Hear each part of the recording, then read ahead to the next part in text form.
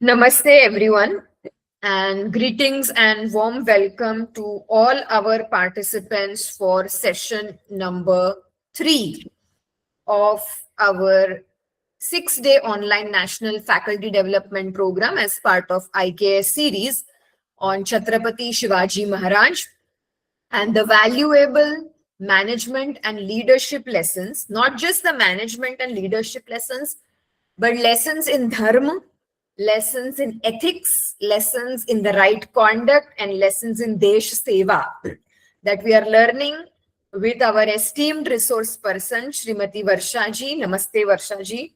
Namaste, Welcome. and participants, all participants. Thank you. Namaste, Varsha ji. Welcome to session number 3. And delighted to welcome all our participants. Also delighted to welcome our team members from BRB College of Commerce, Raichur, Karnataka, our collaborating institution for this particular FDP. So I was just sharing with Varshaji that yesterday's session, in my opinion, it was impeccable and it was flawless because the passion that I could see when Varshaji was explaining Chhatrapati Shivaji Maharaj's planning, his strategizing, the guerrilla warfare tactics, his contribution to naval affairs, his contribution to what we call psychological psyops, narrative warfare. I mean, even if we can soak and absorb a little bit of what was shared yesterday and pass it on to the next generation as responsible citizens of the Bharatiya civilization, because in my opinion, Bharat is so much more than just a modern nation state, so much more than a political entity. It is a civilizational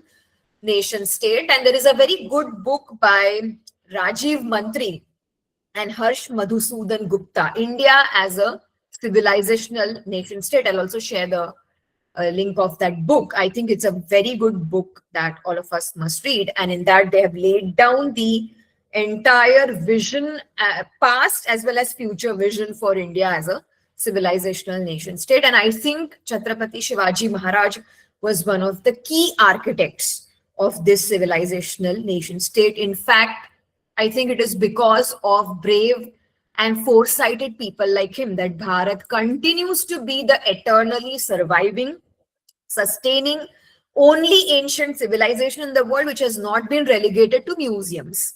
Because we are a living civilization, we are still alive on the face of this earth, even though there are forces that are trying to annihilate and destroy us. So, in today's session, I believe Varshaji will probably talk about some part that was not covered yesterday, the administrative acumen, because yesterday's session was devoted to planning. Yes. And there was an administrative component that she said she will want to take in the subsequent session. And as per our schedule, we also probably, Varshaji, you can correct me if I'm wrong. We will be discussing about how the life of Shivaji Maharaj is an epitome of leading by example. And that is what I think good managers and good leaders do. They don't just tell you to do something. They don't just instruct you for work. They actually show it, do it, and then lead by example. वो करके दिखाते हैं, वो आचरण में लेकर आते हैं, और फिर वो अपने अनुयायियों को, followers को inspire करते हैं. Yes. So let's start today's session. Over to Varsha ji. And I request all our participants to kindly use the chat box for questions, interactions. Please ask questions. Please interact. Please share your comments with us. And welcome once again. Yes. Thank you, Nidhi. Yesterday, we discussed about his strategy related with the warfares. And yesterday, I told you that the second part will be there, that how he wanted to make Swarajya Surajya. Right. So in that category, the planning which was left yesterday, it will be there, as well as his administrative part, what we discussed yesterday according to Lee. So I'm going to start my presentation. Yes, sure.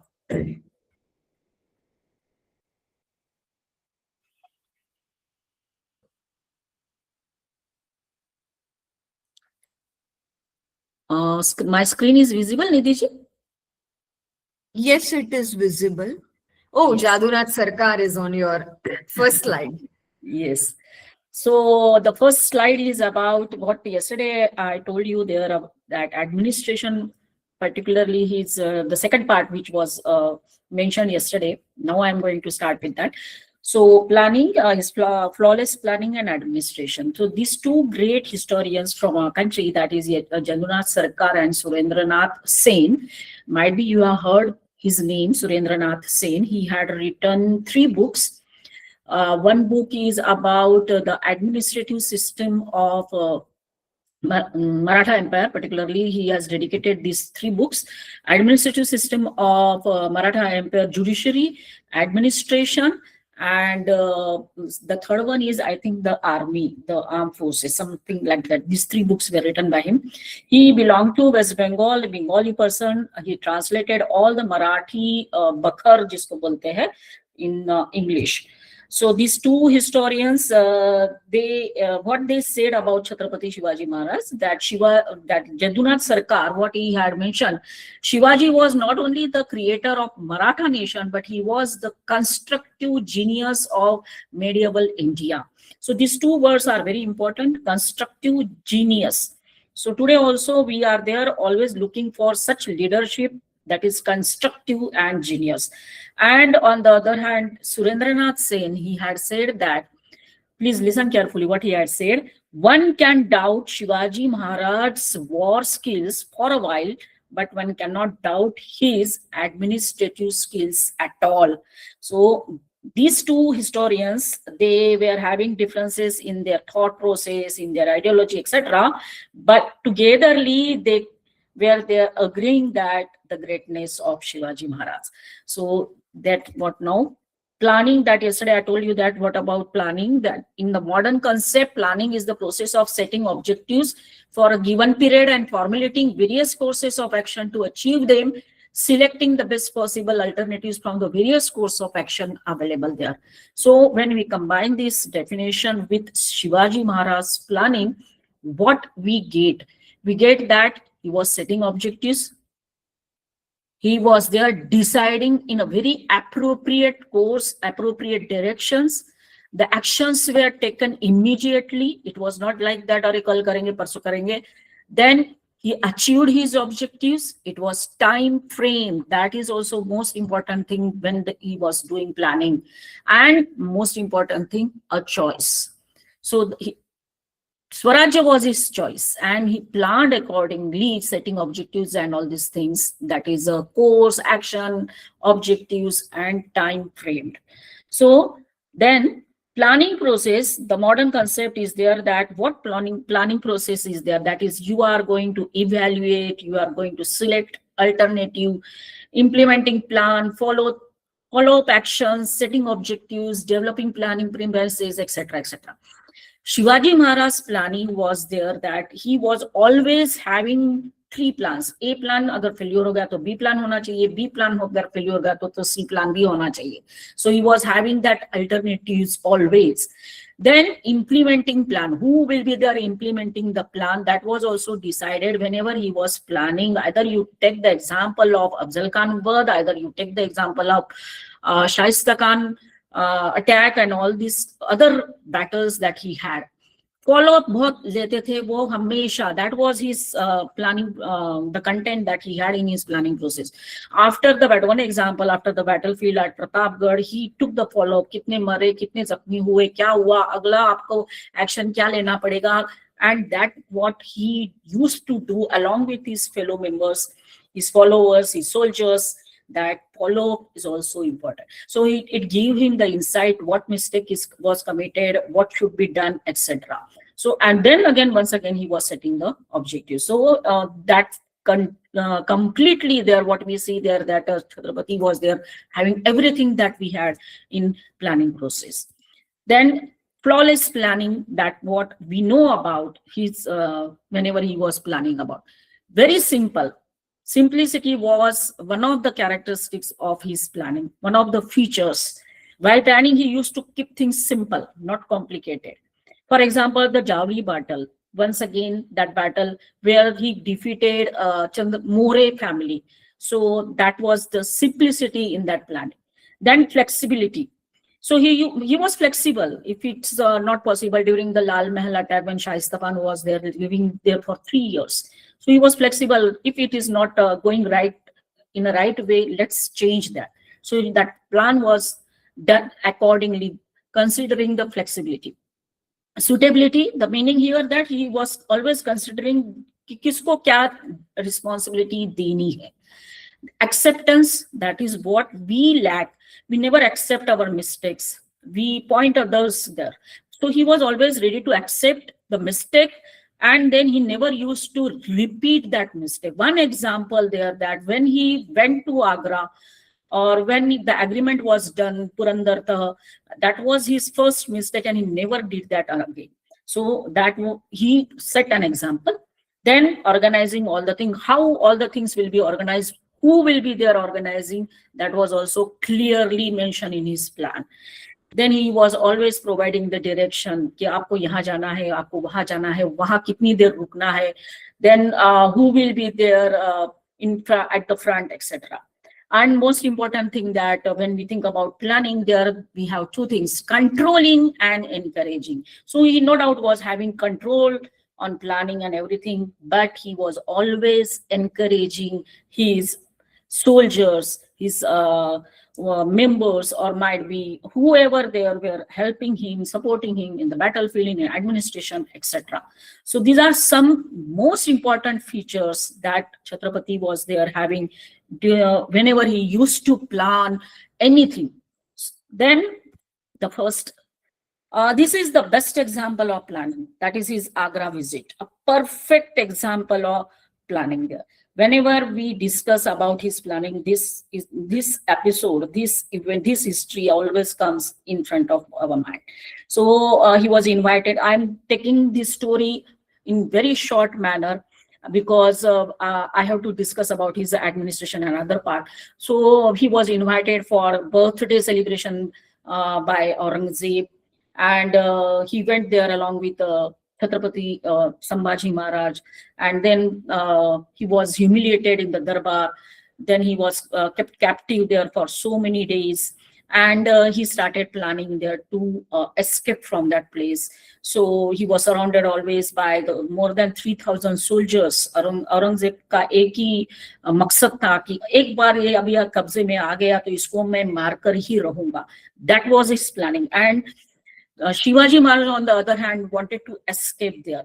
So everyone, either who was there in Agra or elsewhere, even in Maharashtra or in those days at Swaraj, the kingdom, everyone was worried about whether now Shivaji Maharaj will come alive or not. क्योंकि एक बार औरंगजेब के कब्जे में गया तो कोई guarantee नहीं थी कि वो जिंदा वापस आए. And Aurangzeb wanted to kill him. So he just played the drama there. I am now ill, and then he started donating the fruits in the baskets. Every day it was checked, and he was waiting for that one chance there.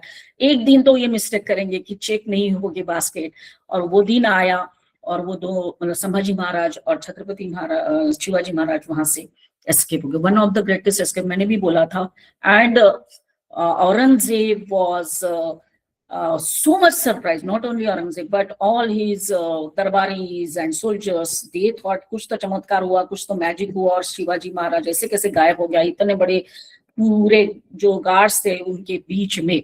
अब sheath औलाद Khan was the jailer there. क्या हालत होगी उसके बाद में औरंगजेब ने क्या किया, ये हम सोच सकते. So he just escaped from Agra, and then after that his planning was done there. When he was pretending as ill, everyone was searching Chhatrapati Shivaji Maharaj and Sambhaji Maharaj कि वो दोनों नीचे मतलब अपने राज्य में ही गए होंगे, but he went in opposite direction. There are so many contradictions, or many historians believe that कि नहीं वो ये direction से गए, कोई बोलता है कि वो पहले बनारस गए, कोई बोलता है कि राजस्थान से गए. That is not mentioned कि कौन से रूट से वो राजगढ़ पहुंचे. So after escaping, he reached Rajgarh. So these are the fine example of his planning. Detail में बात करेंगे तो 1-2 घंटा इसमें चला जाएगा, इतना उसका minute planning है. But somehow was lucky for us that he escaped. And now I am coming there. That the second part that I wanted to discuss. Yesterday, I told you that we will discuss about how he managed Suraj, or the how he was there able to convert Swaraj into Suraj. So administration, governance. The first part that is there, we already have discussed. So what the basic elements for Suraj at that time was that army, administration, management, governance, judiciary, etc. As we are there now in Amrut Kal Mahotsav, they are celebrating our independence, but still we have not achieved Suraj, though we are there having administration, army, management, governance, judiciary, etc. We still are looking for Suraj. So these are the elements. And then now here, the most important thing that he wanted, the element that he wanted for Suraj was money, finance. और आज भी वो इतना ही जरूरी है हमारे लिए. So in Sanskrit there is a shlok there, artha mulo hi dharmaha. So the meaning of this line is that if you want to found the righteousness or the Suraj, what is the necessity? That is the earth, that is finance, paisa, money is the root of that. So here he was thinking about कि मैं कहाँ से पैसा लाऊं, how I will manage to turn down my Swaraj into Suraj. So there might be he got this idea from Mahabharata when his mother was telling him the stories. So he was thinking always out of the box. So what he did, the first thing, he controlled Vatandari and started Vetandari. So in those days, the people there were having the land and the property, and they were called as Vatandar, and that is Vatandari.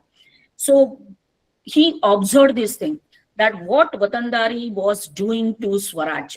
So the people who were their Vatandars, they were having monopoly. It was affecting the quality of his system, and the result was into injustice and corruption, etc. Then he decided to change it and to control Vatandari into Vetandari. That means he appointed the people and he was giving them the salary, and they were controlling these people, the Vatandar, that what. So appointing the people, giving them the salary, and it developed the competitive system which was necessary for the development of Suraj.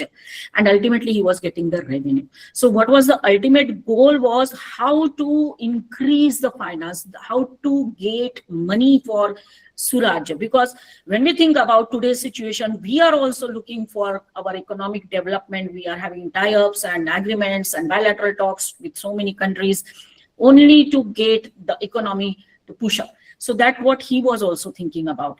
Then, and this is somewhat I got it there, that Chhatrapati as an international businessman, we always talk about his army, his strategy, etc. But he was there having this thing in the mind. How there? When we look at the map here, the Maratha military landscape and the forts and the naval bases, they were there at the near the shore, that is the western coast of our country, and so many naval bases and the forts that he had there. And then he was thinking about that now this is the time there, now I should go beyond that. उस time पे लोग ऐसा believe करते थे कि समुद्र में प्रवास करना नहीं चाहिए, समुद्र बंदी जिसको बोलते हैं, वो ब्रेक करने का काम, उसको ब्रेक करने का काम छत्रपति शिवाजी महाराज ने किया with the help of his vision as to develop trade and business with the foreigners who were coming to us. So here what he did there, tax. He saw that particularly the area Zaoli, which is near Mahabaleshwar, the More family who were there controlling, they were very rich and they were having control on the taxes and the octroi tax. And that's why Shivaji Maharaj wanted that area, and the battlefield was there and he defeated More. Then after that, when he won that place, he saw the region, Konkan, and he named that Konkan area as Navanidhi अब मुझे इस area से निधि मिलेगा, निधि जी आपका नाम. So that he started there all thinking about all these things, and the checkpoints he collected, the taxes, zakat thana tha, as good ports for Rajapur, Malwan, he was getting all these things. He conquered Panhala for this purpose only, eliminating the power and skilled Adil Shahi troops. He did to bolster the Swaraj economy. And because all the Karnataka products passed by Panhala on their way to the Kokani port, he seemed to be acting with reasonable amount of urgency. इतनी urgency थी उनको, क्योंकि उनको मालूम था कि मुझे अगर मेरे जनता को पूरी facilities देनी है, सुराज देना है, so these are the things. Then he was there implementing indirect taxes. Among all the indirect taxes was the custom duties on import and export, occupied by the prominent place. Maharaj knew that Maharashtra had many trading routes and was crucial movement of goods within the country. So Dabhol, Vengurula, Rajpur, Ratnagiri were the chief ports for Shivaji Maharaj, which were busy with import and export goals. Along with the export duties, a transit duty was imposed on foreign goods by Shivaji Maharaj to get revenue. So as we today know about the tariff terror and all, the trade, whatever going on, the trade talks. So what is going on between US and India, we all are aware about. So that he was also thinking about to impose duty on the foreign goods. So this what the indirect taxes that he introduced.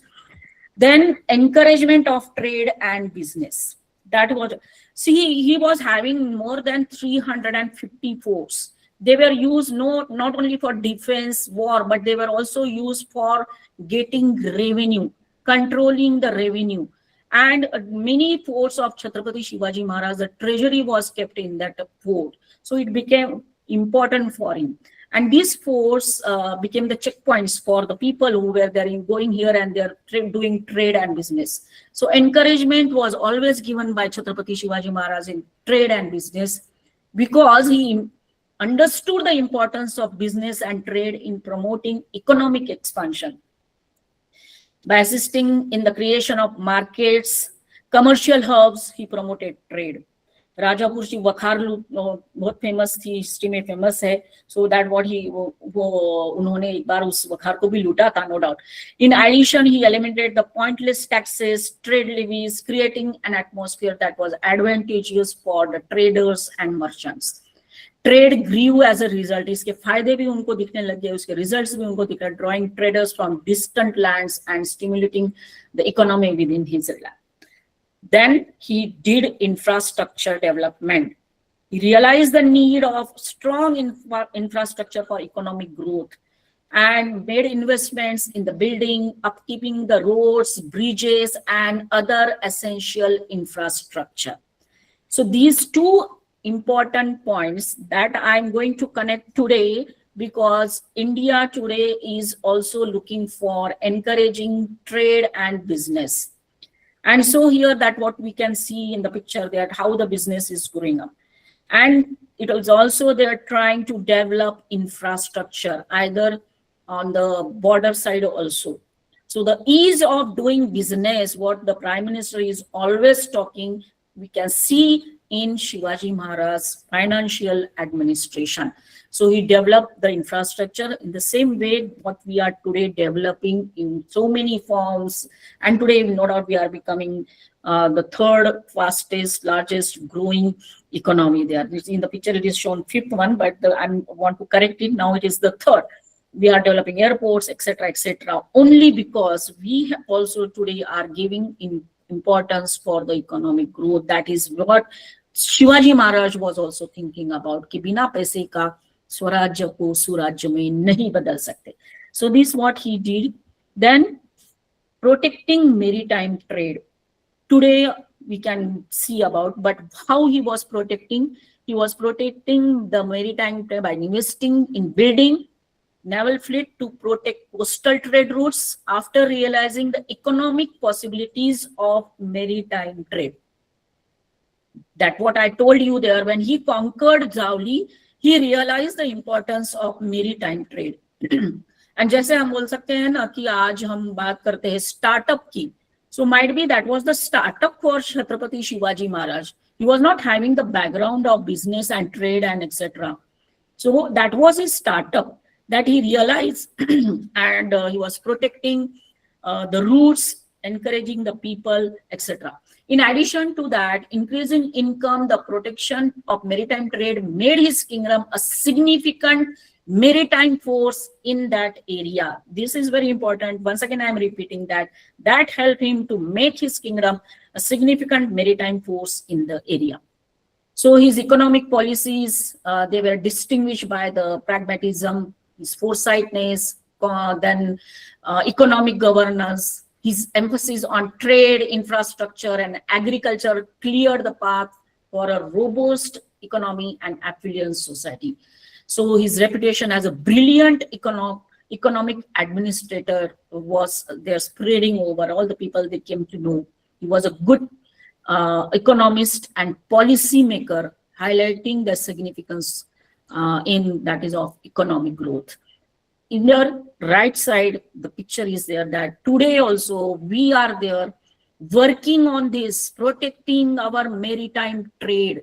Recently, they are having so many ports developed there. I think near Kerala and now near Andaman and Nicobar, they're having a big project.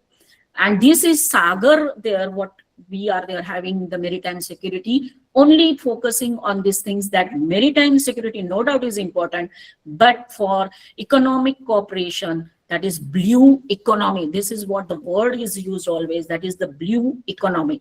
So Shivaji Maharaj was knowing this blue economy, and that's why he developed forts, naval bases, and the forts were also developed at the very critical and strategic points.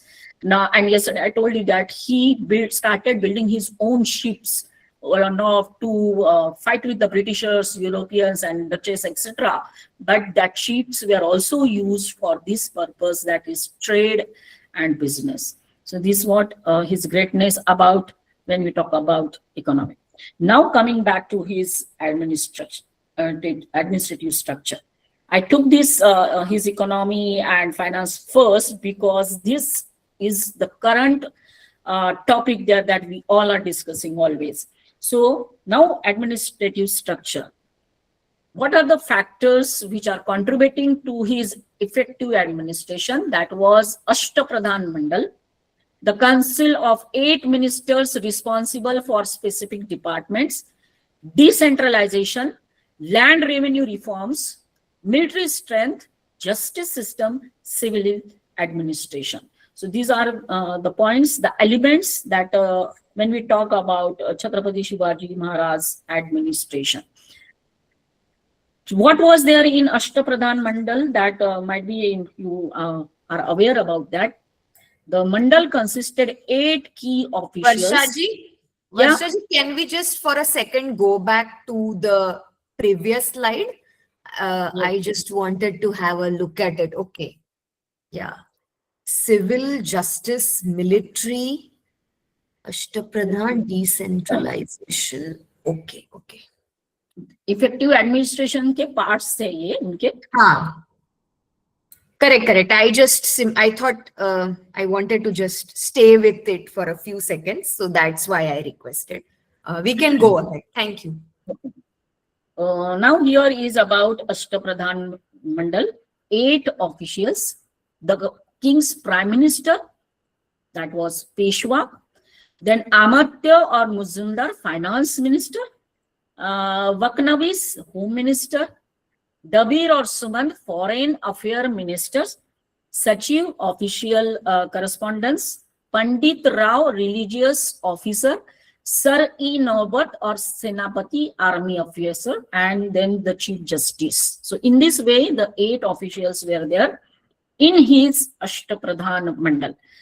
Then the other aspect, what was there? Each minister, the 8 ministers which were the important officials, each minister had an 8-person staff to help with departmental duties.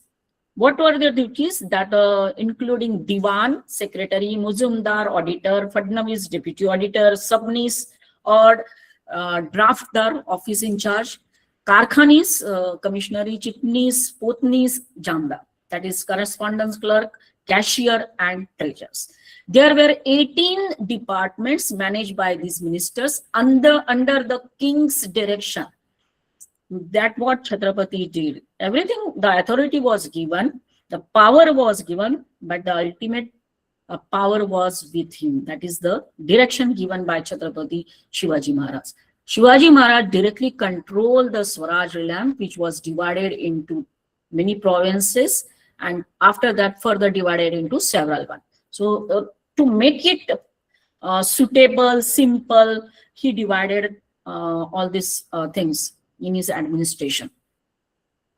So now the first is that the provincial and local administration. आज हम बात करते हैं पंचायत की, जिला परिषद की, rural self government की, urban local self government की, municipal corporation.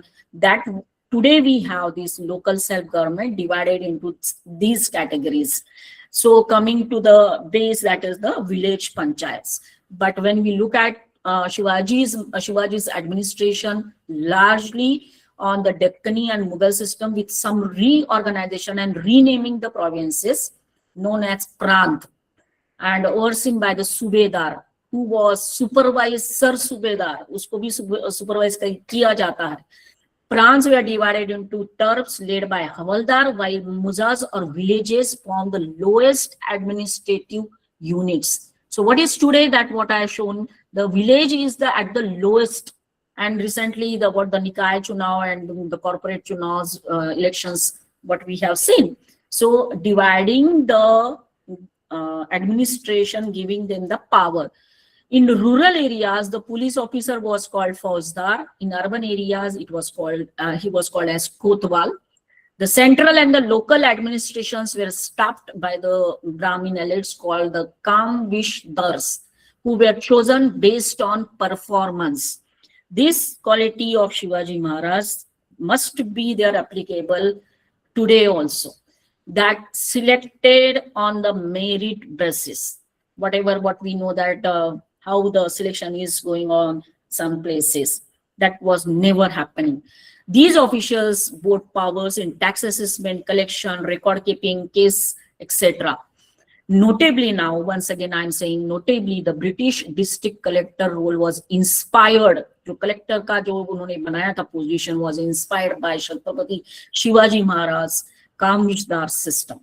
So these are the details about how he was there, having the provincial and local administrations, local self-government up to the root, that is the village. Okay.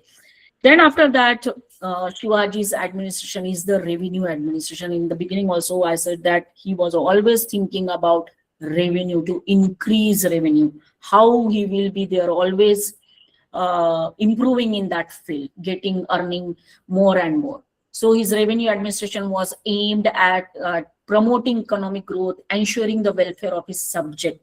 That in the end, he wanted to help his people. He was always ensuring the welfare of his people. That what na janta raja isliye unko bola jata hai. The key features of his revenue administrations were the land revenue system. So what in those days was there that Shivaji saw that, observed that how the land revenue system was there, responsible for many things, that is the injustice and other things. So he decided to change it. So he was there having Royatwari under this system. The farmers were considered direct owner of their land, paying a fixed percentage of their agriculture produce as revenue. Now, direct owner, in the today's scenario, I think a couple of years back, there was a huge protest against the three bill that the government passed, the Kisan bill, etc., and the protest was there. That was something having this idea also, that the direct owner and then getting direct payment, no commissioner in between. जो commission खाते हैं बीच के लोग, उसको रोकने के लिए शायद वो bill थे, लेकिन उसको oppose हो गया. But somehow here, what we can say, Chhatrapati was thinking about the farmers, and they should get the direct benefit. This approach promoted agricultural productivity and provided stability to the farming community. So that was the most important thing, stability to the farming community. And while in the beginning, we saw that he entered the trade and business. See now, just to explain in short that his Swarajya was very small in the beginning. तो कितनी खेती से उनका कितना income बढ़ता. So what was he was trying to look about कि उस time पे या अभी भी खेती असेल तो उत्तम, व्यापार मध्यम ऐसा बोला जाता है, मतलब जो खेती कर रहा है तो okay it's good, but whenever he is trying to do business, okay it's medium, so income level, that what he was thinking, and that's why he jumped towards this trade and business, that sea routes and all these things. So he was knowing that along with that I should reform the policies and the land revenue system. Taxation reforms were also done by him. Shivaji introduced various taxation reforms.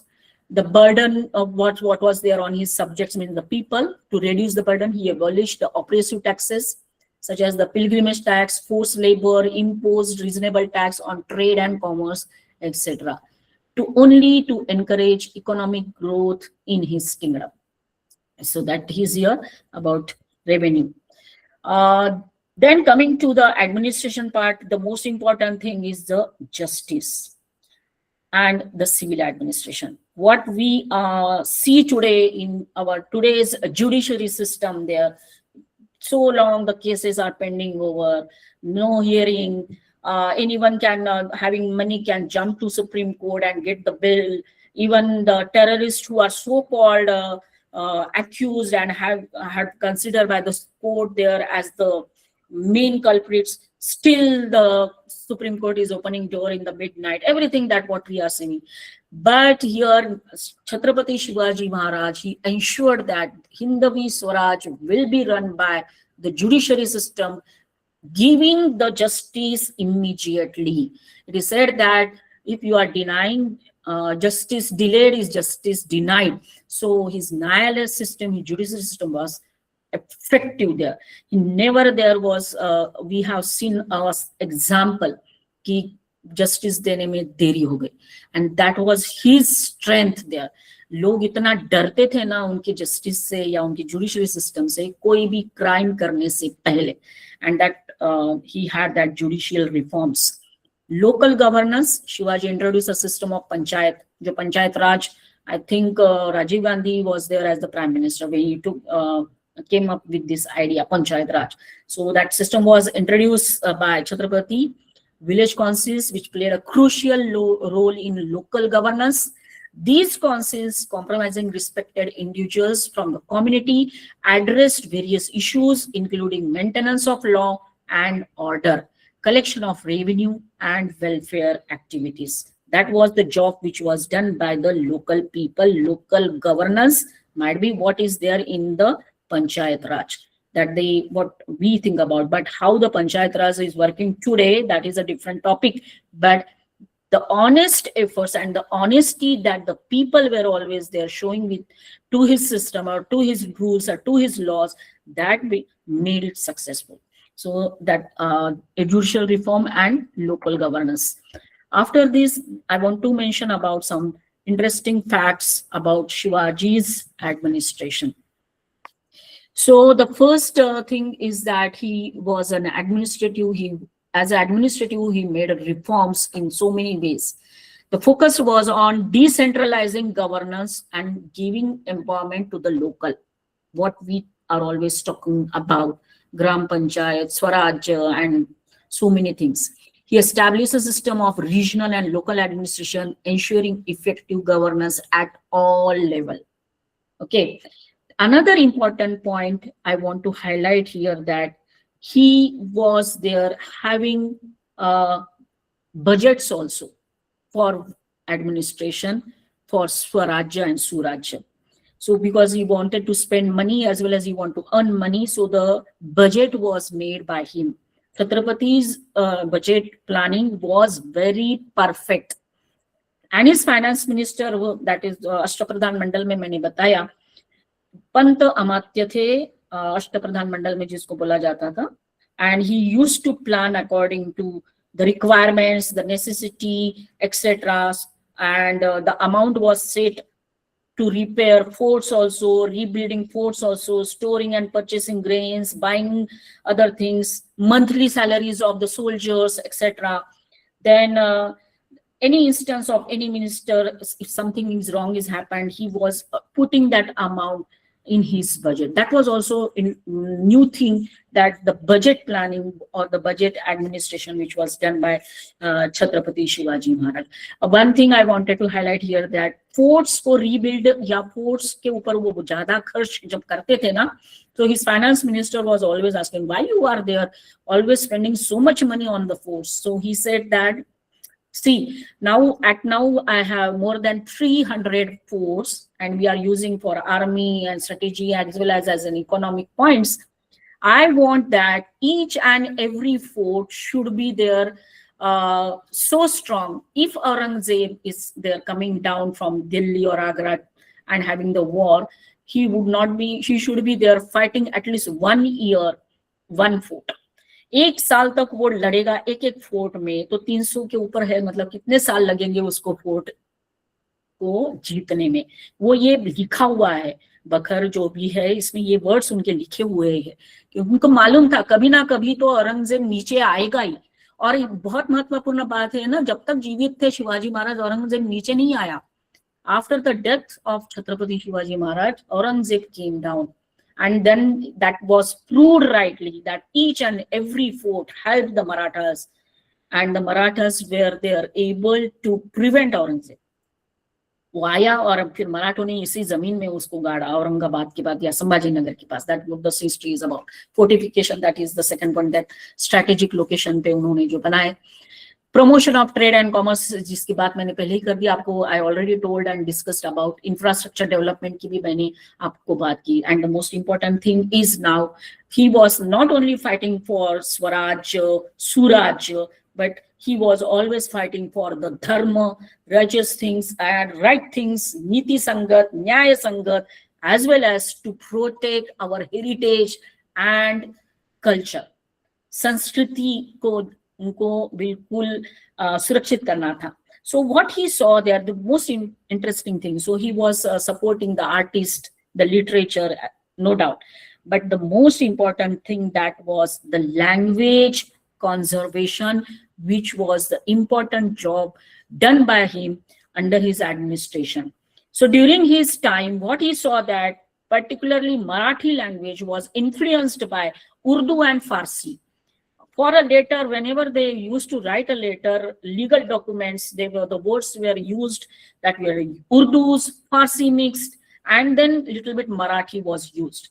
So he saw that, and then he decided that after coronation, when उनका राज्याभिषेक हो गया, इसके बाद he called Raghunath Pant Hanmante, one of his ministers, and who was there having a charge of foreign ministry.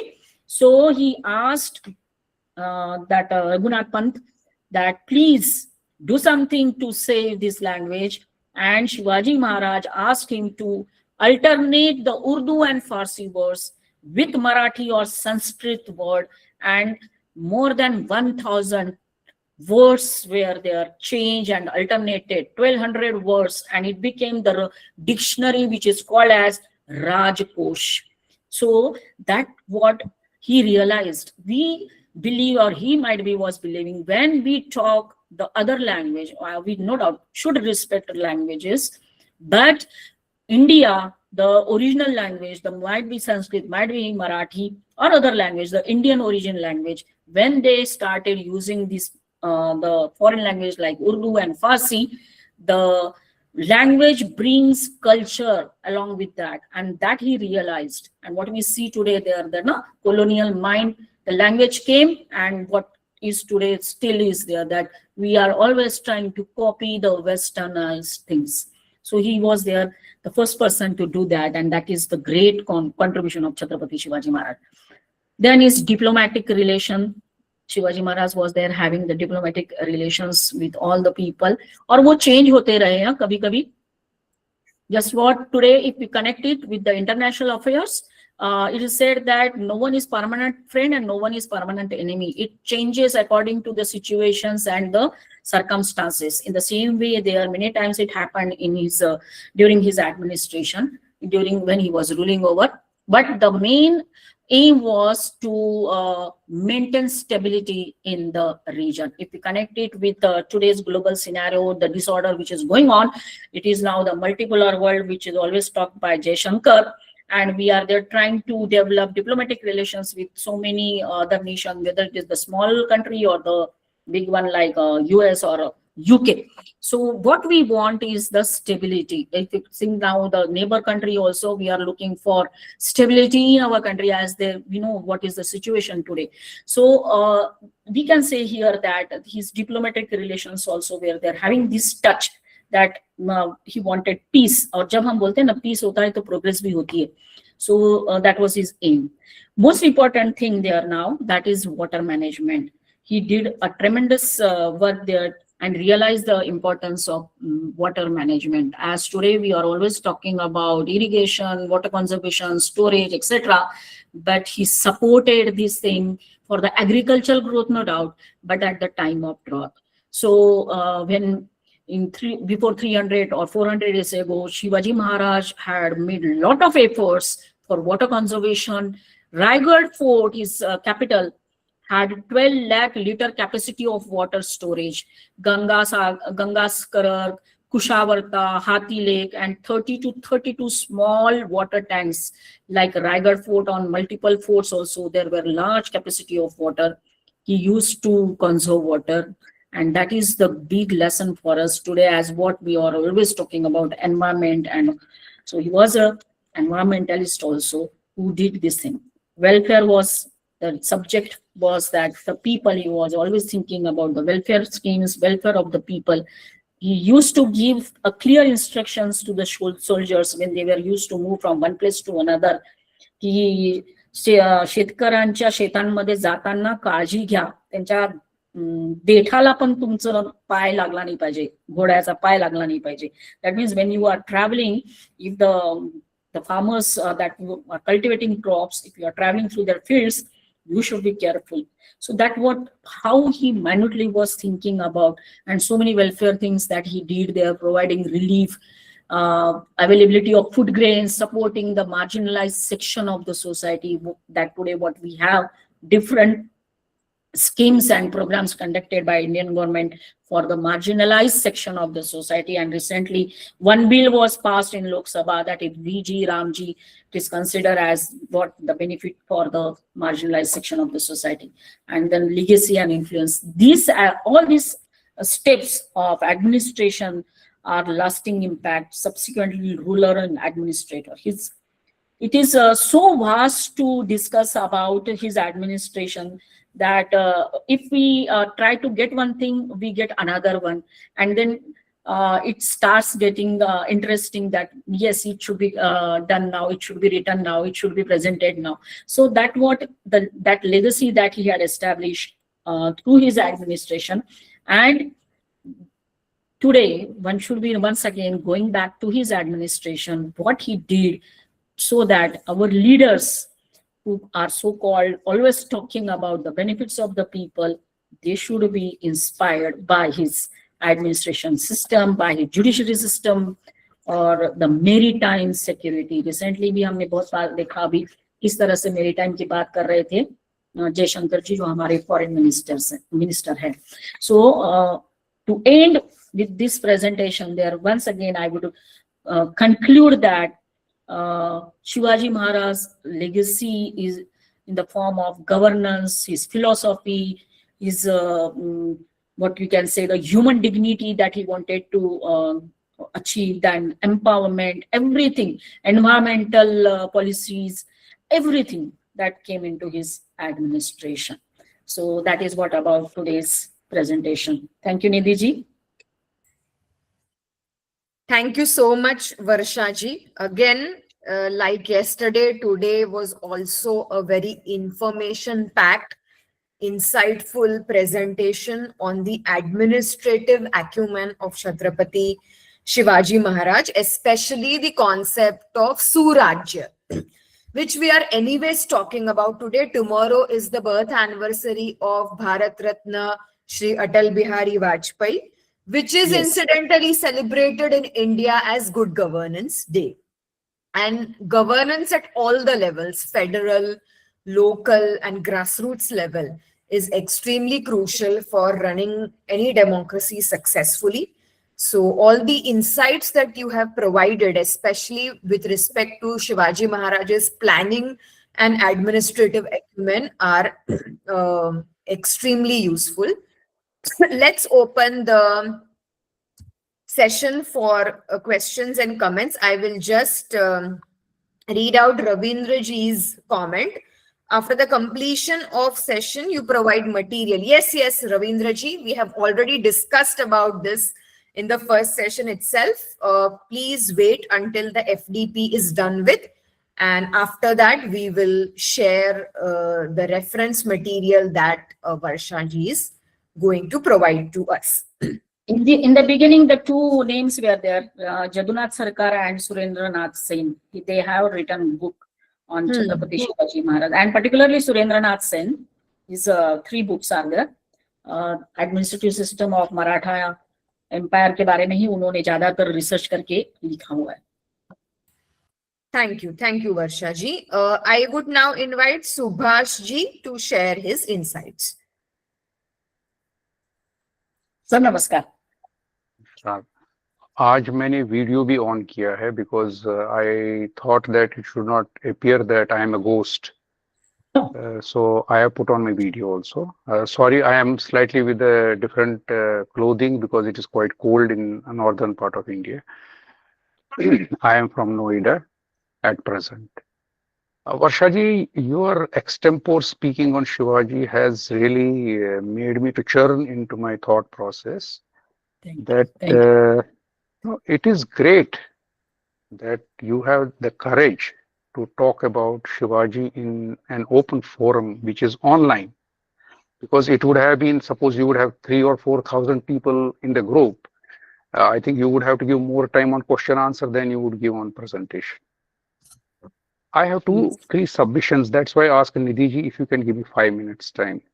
First, Varsha ji, I have a request. Rather, that is your homework. I'm nobody to give the homework, but a homework. Yes, while you have been presenting for last 3 days about the marvelous behavioral presentation of Shivaji, if you just click on Google, Wikipedia, Shivaji Maharaj, it is horrendous. It is just contradicting what you have said.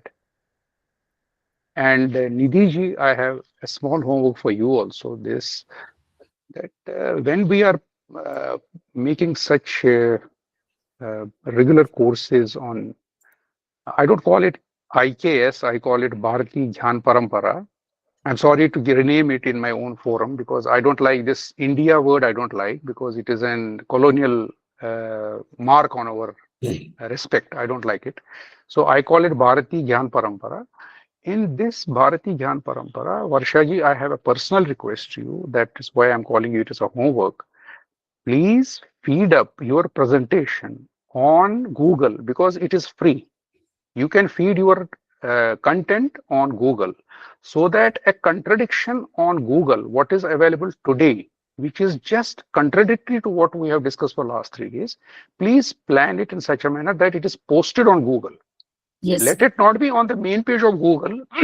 Let it be subsequent, but let there be a star mark somewhere. Please read Varsha Pargat's vision of Shivaji as also. Otherwise, Google is promulgating that Shivaji was a Mughal supporter and he fought wars on behalf of Mughal. It is written in the Google page. So that is what forced me. I asked Nidhi ji that I should be given 5 minutes time. And yeah, tell me. Sorry to interrupt you. In the beginning, Jadunath Sarkar also believed that Shivaji was just a theft or robber, लुटेरा करके बोला. And Nehru ji ने discovery of India में भी शायद यही लिखा था. At the end, तो ये तो Varsha ji, you'll be surprised. When I was born and when I was in my school, what you have read and concluded about Shivaji's way of management, it has never been written in our history books. No. They have rightly read what you said, Lutera, Yes, sir. and he got power by chance, he got power by theft, and even they have alleged that he has destroyed temples where from he has taken gold and silver to run his, even to that extent the history has written us. But I am not scared about it because we know our history is written by pseudo-seculars and Marxist people, so they wanted to destroy it with the support of Chachaji, whatever his name is. I don't like to call even him Nehru because he's not worth that name also. But second request, Varshaji, I have, and simultaneously to Nidhi that when we have such courses wherein we are actually not imparting direct contact with the masses, it is we are training teachers. Yes. And when we are training teachers in these programs, it is necessary that we should have 1 day physical contact. It is Yeah. not sufficient that when you are giving us a video conference for 7 days, we should have, even if that changes the structure fee of your course, doesn't matter. If you have today 20 people interested in your course, maybe at that time there are only 10, but those 10 people will be a strength for this country. Otherwise, 20 people after the seminar is over, they'll forget. 75% they will forget, and sometimes they may by chance read somewhere Varsha ji's name. Oh, ये तो उस दिन थी हमारे पास, हाँ इन्होंने दिया था. I don't want you to lose that energy. If you can create 10 warriors, it is better than creating 100 lame people. It is Correct. better. Correct. And third request I have to all of you that I don't want to talk about politics, but it is a compulsion because all of us are voters after at every 5 years end or 2 years end we cast our vote, and it is our personal responsibility to see. Varshaji, you said explicitly that Shivaji started his kingdom from zero. It doesn't Yes. matter he had 500 horses from his father or 200 soldiers from his father. It doesn't make any significance when you establish a kingdom. We Yes. also got, when Bharat got independence, I can't say it was 47, it was actually 42 when Netaji published the currency in the name of Bharat. That was Yes. actually our independence. 47 was only transfer of power. It was not Yes. independence. Anyway, we have difference of opinion on these issues, doesn't matter. But after we got independence, we made our constitution, which is, if you read Varshaji, it is just contradictory to what Shivaji has. Yes, sir. I have today, uh, because Shivaji is just 300, say 450 years away from us. It is Yes, sir. not a big gap in history. That means all the castes, all the faith followings which are today in Bharat were existing at the time of Shivaji. Even if I have read history of Shivaji correctly, they say that one of his general was a Muslim. Hmm. And if it is happening that just 500 years, 450 years prior, Shivaji had confidence on a Muslim to be his general, and he was fighting Mughals. And people don't understand that if the same community is today living in Bharat, why should they think of creating slices of Bharat? Right. Where we have walked into. And we have walked into because we have defective constitution itself. Because we are divided in Minority Act, we are divided in Reservation Act, we are divided in temple control by government, we are divided by constitution itself. And today, if we want to create warriors like Shivaji, they will defeat at the first end because the constitution is against Shivaji. So Yes. where I will create my Shivaji? I want to create a Shivaji. And you'll be surprising, Varshaji, to tell you that in the land of Shivaji, a Marathi speaking person tells Hindi speaking person as an enemy. Yeah. When Shivaji had multi-religious community in his kingdom, in Maharashtra, I am told that you are Hindi speaking, you are against Maharashtra. We can imagine how constitution has degraded us in past 70 years instead of uplifting us towards the goals of Maharashtra. Yes. Thank you, Varsha ji. Thank you very much, Nidhi ji. Thank you, sir. Thank you very much for your inputs. Yeah. Thank you so much, Subhash ji. Before I invite Jyoti ji to reflect and share her insights, I will just quickly respond to two of Subhash ji's points. Number one is that I totally agree. Institutions and platforms like Wikipedia, they are totally ideologically driven.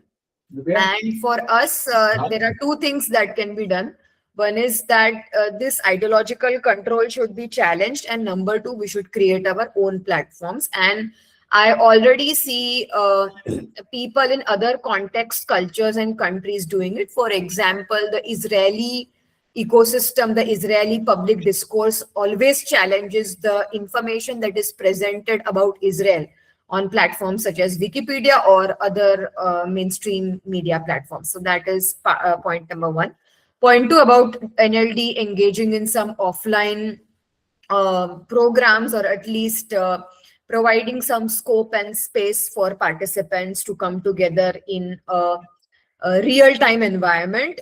We are working towards that, and hopefully we should be able to accomplish it partly in 2026. Thirdly, I totally endorse your viewpoint about the weaknesses and the flaws in our constitution. It still remains a colonial document, and this invites broader scope for discussion and critical reflection on the process of constitution making in India and the constitution as a living document itself. But of course, because of limitations of time, I won't go into details. Thank you, Subhash ji. And now, Jyoti ji, you are welcome to share your. First of all, I would like to thank Madam. She has given me such a nice lecture and on Shivaji Maharaj. Whenever almost 9 years of me is on Konkan area, Malwan and Ratnagiri. At that time, I used to be very in search of the signs of Shivaji Maharaj. I visited Sindhudurga, I visited Vijayadurga, I visited Murud Jangila, all where. And also I have picked up the sword, which is in the Sindhudurga. It is 100, I think 40 to 50 kg sword, which is used by Shivaji Maharaj. And where on that area, I have seen that how brave he was. And next thing is in Ratnagiri and Alibag.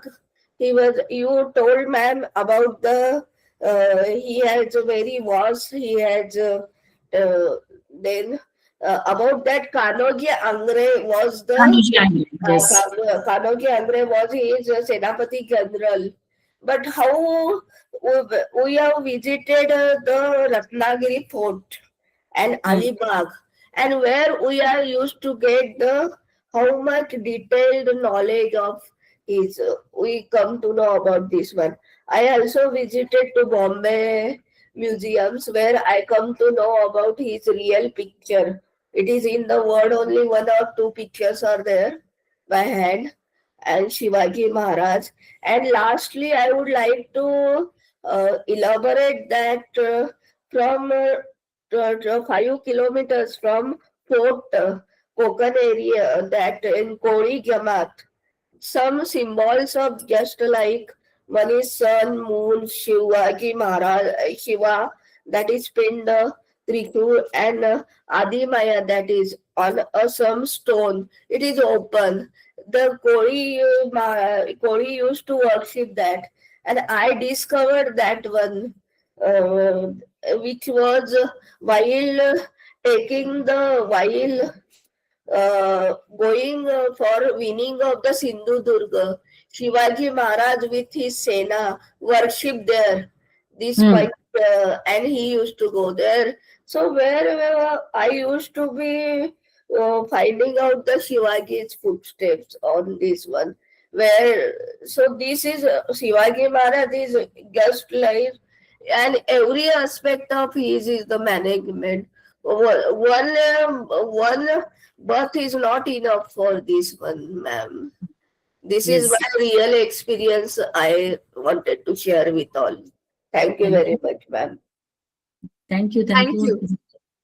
Thank you so much, Jyoti ji, for sharing this experience from your side. And it's really very heartening to know that you have had this experience of visiting these places. And you're absolutely right when you say that one uh, life is not enough to appreciate, to understand, to kind of absorb and imbibe the values that Shivaji Maharaj left for the coming generations and for Bharatiya civilization. And of course, Subhashji, I also like to call it Bharatiya Gyan Parampara, not Indian knowledge systems. However, because the government mandated position in NEP 2020 calls it IKS, that is why we are calling it IKS. But I totally agree with you. So I think we will be closing this session. Thank you so much, Varshaji, once again, Yes. Thank you. for a very interesting, informative, and thought-provoking presentation on Shivaji Maharaj from your end. I was very glad to see Jadunath Sarkarji being mentioned on the very first slide. Encourage everyone to explore his work. Many historians, even in difficult times, tried to bring out the true history of our civilization. So we owe it to them. And we are already halfway through our FDP, 3 sessions completed, 3 more to go. So urging all participants to join and continue this learning journey with us. Thank you Yes. so much. Thank Namaste. you all. Thank you once again, Nidhi. Thank you. Thank you. Varshaji, is there any worksheet for yesterday Yeah. and today? Yes, I will send it to you. I was a little bit busy today in the afternoon. No problem. So I will send you. Okay. Yeah, and what I also suggest is any of the coming sessions, if we can take one worksheet as a sample and discuss it, just a discussion for 5-10 minutes would be helpful. Any worksheet. You can suggest, you can decide, we can do it. Okay. Right. Yes. Namaste, everyone. Namaste. Thank you. Jai Shivaji Maharaj Jai ki jai. Shivaji, Jai Bhavani. Jai Shivaji, Jai Bhavani, Jyoti ji. Namaskar. Namaskar.